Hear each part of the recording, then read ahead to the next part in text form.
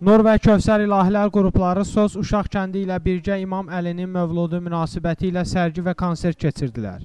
26 iyun 13 Rəcəb İmam Əlinin mövludu günü idi. Elə bu münasibətlə 27 iyunda Bakı Əyləncə Mərkəzində Nur və Kövsər İlahilər qrupu Sos Uşaq kəndi ilə birgə sərgi və konsert keçirdilər. Sərgidə kimsəsiz uşaqların əl işləri və bir sıra İslami ilahilər qrupları və studiyaların gördüyü işlər nümayiş olunurdu. 16:00-dan başlayan tədbirdə yarım saat sərgi nümayiş olundu.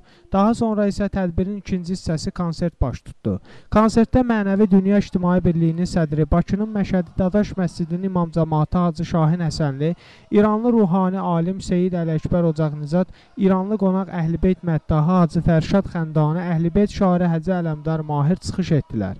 Tədbirdə xanəndə Teymur Əliyev, Nur və Kövsər İlahilər qrupları və tədbirdə qonaq qismində iştirak edən Muminun İlahilər qrupu musiqili çıxışlar etdilər. Tədbirdə informasiya dəstəyini Birlik İnformasiya Mərkəzi, Birlik Press qəzeti və bir neçə İslami sayt verirdilər.